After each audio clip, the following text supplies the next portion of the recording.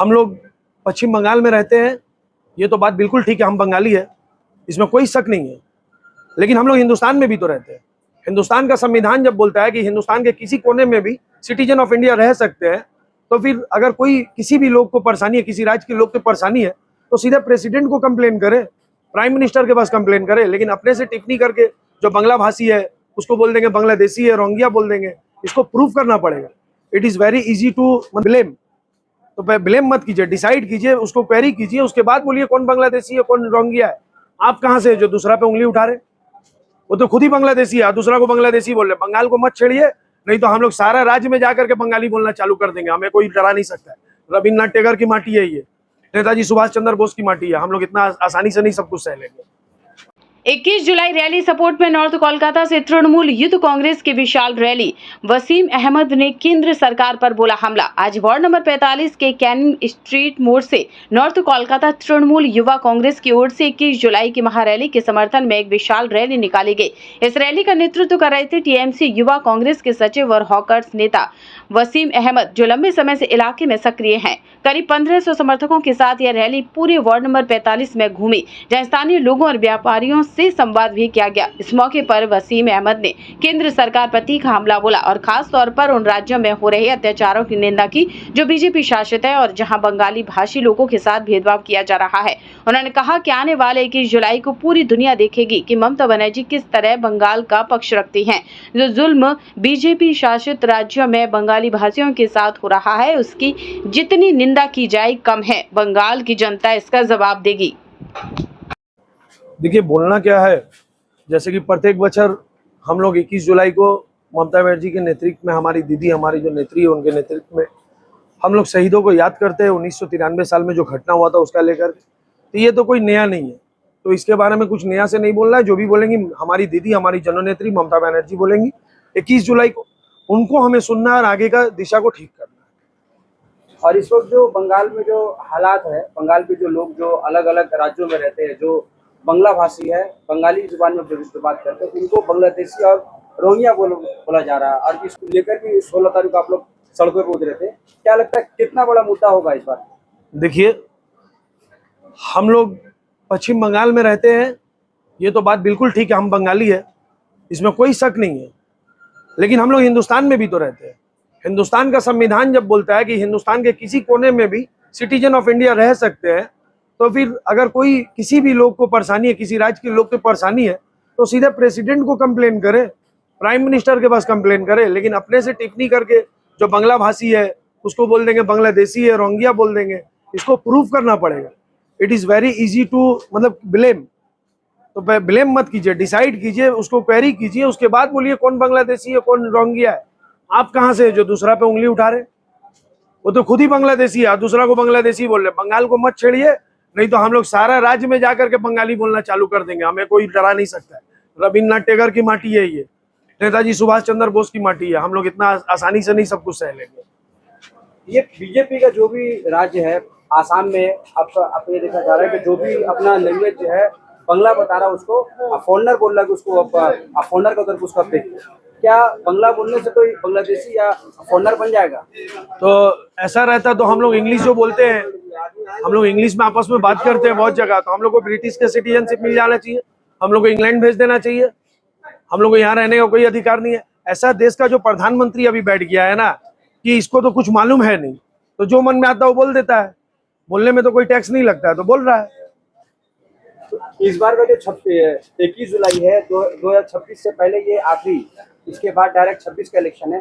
कितना महत्वपूर्ण होने जा रहा है इस बार का 21 जुलाई? 26 का इलेक्शन तो हम लोग जीते हुए हैं। 21 जुलाई तो इतना महत्वपूर्ण है कि वर्कर लोग सुनने के लिए they are eagerly waiting, we are eagerly waiting कि दीदी और अभिषेक बैनर्जी हमारे दादा का क्या निर्देश आ रहा है, उसी हिसाब से हम लोग 2026 में इलेक्शन में काम करके दिखाएंगे। और इंशाल्लाह इस टाइम तो हम लोग जो आंकड़ा से सीट जीतेंगे कि देखेगा सब कुछ। आप जिस वार्ड में राजनीति करते हैं, 45 वार्ड, ये वर्षों से कांग्रेस का गढ़ हो गया है। टीएमसी की बंगाल में सरकार है, कलकत्ता कारपोरेशन भी टीएमसी का है, लेकिन इस वार्ड पर आप लोग अभी तक कब्जा नहीं कर पाए। क्या लगता है आप जैसे लोगों का अगर मौका मिला तो क्या बदलाव होगा? देखिए, हम जैसे लोगों को, नौजवानों को अगर मौका मिलेगा, तो हमने जिस कदर अपना रैली आज हम लोग 10-12 साल से करते हैं, जिस कदर यहाँ हर जगह पे जुर्म था जो हम लोग खत्म किए हैं, तो मौका मिलेगा तो इंशाल्लाह हम लोग भी चौका मारेंगे। हम लोग थोड़ी शांति से हाथ पे हाथ रख के बैठेंगे। तो एक बार मौका मिलेगा, इस टाइम मिलना ही है, और इस टाइम तो हम लोग पलटेंगे ही पलटेंगे, चाहे कुछ भी हो, चाहे कोई जितना भी जोड़ लगा दे। दीदी का राज्य में इस वार्ड को इस टाइम हम लोग जीतेंगे तो जीतेंगे। और आज का जो रैली में हम लोगों ने देखा कि काफी संख्या में आपके साथ थे, कितना इस हौसला आपको बुलंद हुआ? देखिए, हौसला तो बुलंद हो जाता है दीदी को देख करके। ये 1200-1500 लोग हमारा ऊर्जा को क्या बढ़ाएंगे? जो ममता बनर्जी और जो अभिषेक बनर्जी ऊर्जा को बढ़ा देंगे ना, जिनको पूरा हिंदुस्तान सोचता है, what Bengal thinks today India thinks tomorrow. तो दीदी को देख करके जो हौसला बढ़ता है, 1200-1500 लोग क्या बढ़ाएंगे? आइए देखिए, जनसंख्या 21 जुलाई को 70 लाख आदमी आता है दीदी को सुनने के लिए। तो छोटा मोटा तो बात नहीं है। तो आपके जो साथी, आपके जो बंधु है, उनसे क्या कहेंगे? मेरा बंधु लोग को हमको कुछ बोलने का और दरकार ही नहीं है। मेरे साथ में जो हमारे साथी हैं, फेरली से लेकर के जैक्सन लेन से लेकर के NS रोड से लेकर के मेरे तमाम साथी हो, रोशन जायसवाल से लेकर सुलेमान तक, मेरा राइट से लेकर मेरा लेफ्ट तक, हमको नहीं लगता हमको इन लोगों को कुछ बोलने का दरकार है। ये लोग उल्टा हमको चलाते हैं, हम इन लोगों को नहीं चलाते। मेरे पीछे मेरे शाहिद है, मेरा फारूक है, सब तो मेरा ही है, कौन मुझसे अलग है? तो ये लोग हमको चलाते हैं, हम इन लोगों को नहीं चलाते। 45 जो आपका वार्ड है, कारोबारी इलाका है, काफी संख्या में हॉकर है। हम लोग देखते हैं कि वसीम अहमद हॉकरों की लड़ाई लड़ता है, उनके लिए जेल भी गया। क्या चल क्या रहा है आपके दिमाग में? देखिए, हॉकरों के लिए तो लड़ाई लड़ना ये हमारा आज नया चीज नहीं है। गरीबों के लिए लड़ना था, इसलिए हम अपना एजुकेशन ड्रॉप करके पॉलिटिकल फील्ड में आए थे। वरना हम भी आशुतोष कॉलेज से बीकॉम किए थे, हम भी कहीं नौकरी करते, किसी बैंक वगैरह में जाकर के काम करते। लेकिन हम छोड़े इसलिए क्या है कि गरीबों के लिए जीना है, जिंदगी जियो। तो पैसा का क्या जरूरत है? पैसा का कोई जरूरत नहीं है, तो नौकरी वगैरह करने होगा, समाज सेवा करना है, इसलिए करके हम जुड़े। और हॉकर के लिए जेल 3 दिन के लिए क्या, अगर 300 दिन के लिए भी जाना पड़ेगा ना तो जेल जाएंगे, लेकिन बिक्री नहीं होगी। पैसा लेके बिकेंगे नहीं किसी से। कोई बिल्डिंग वाला प्रमोटर आके बोलेगा पैसा ले लीजिए और हट जाइए, तो वो जिंदगी में नहीं करेंगे। आप ही के पार्टी के बहुत सारे लोग हैं जो इसके बाद वो बिक्री हो जाते हैं। अब जो अपने आप को सेल में लगाया वो बिक्री होता है, तो उसमें हम क्या बोले? हम तो अपना जिम्मेदारी लिए, दूसरा का तो जिम्मेदारी हम लिए नहीं है। उसका ईमान उसके साथ है, मेरा ईमान मेरे साथ है। मेरा लीडर अभिषेक बनर्जी है, मेरे लीडर ममता बनर्जी है, मेरा लीडर सुदीप दा है, मेरा लीडर राजेश सिन्हा है।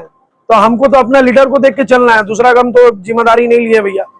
हाँ, जिम्मेदारी जब मिलेगा तो सुधार देंगे, ईंट से ईंट बजा के सुधार देंगे कि टीएमसी का झंडा पकड़ के टीएमसी का ही काम करना पड़ेगा।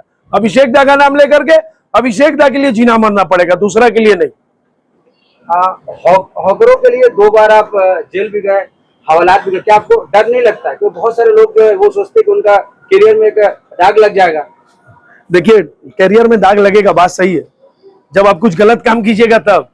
हम तो एक्सटॉर्शन करके जेल नहीं गए, हम तो कुछ गलत काम करके जेल नहीं गए, हम तो अच्छा काम करके जेल गए। अगर हम गलत काम करके जेल जाए तब मेरा करियर में दाग लगे, ये तो मुझे लगता है गरीब आदमी लोग के लिए जेल जाने से मेरा वर्दी पे स्टार लगता है। हमको उसमें कोई तकलीफ नहीं, और जेल जाना होगा और जाएंगे, लेकिन बिक्री नहीं होंगे। 45 आपके वार्ड के लोगों से क्या कहना चाहिए? बस यही कहेंगे, परिवर्तन का टाइम है, बदला ना बदल चाहिए। परिवर्तन के टाइम में वार्ड में देखिए कुछ काम नहीं होता है। आप अपना कैमरा अगर नीचे करेंगे तो देखिएगा वार्ड में कितना गंदगी है। तो अगर एक बार चांस मिले दूसरा को, तो वार्ड को जैसे पश्चिम बंगाल में दीदी चमका के रख दिए ना, इंशाल्लाह वैसे ही हम लोग वार्ड 45 को चमका देंगे। ये भी बोला जाता है यहाँ के जो मौजूदा काउंसलर है वो सबको आपका मैनेज करके चलते हैं। आपके जो पार्टी के जो लोग हैं वो भी उनसे भी उनका रिश्ता है, नहीं लगता है आपका यही कारण है जिसके वजह से वो पिछले कई सालों से यहाँ पर काबिज है? देखिए, ये बात में तो एकदम सच्चाई नहीं है। हमारे पार्टी के लोगों ने कभी भी कोई गलत काम नहीं किया है। हमारी पार्टी के लीडरों पे हमें हमेशा भरोसा है, और कौन किसको क्या मैनेज करता है वो तो हम देखने नहीं जाते हैं, पर हम वार्ड 45 के वोटर को मैनेज करेंगे इंशाल्लाह। अगर एक बार जिम्मेदारी दिया जाए तो हम वार्ड 45 को लेकर के चलेंगे। इंतजार करने वालों को इतना ही मिलता है जितना कोशिश करने वाले पीछे छोड़ के चले जाते हैं। आप भी क्या कर रहे हो भैया? दिन भर समय वेस्ट कर रहे हो, अब समय आ गया, अपने समय को इन्वेस्ट करना है। अपना व्यापार चालू करा के दे रही है कंपनी, अभी का भी कॉल कीजिए।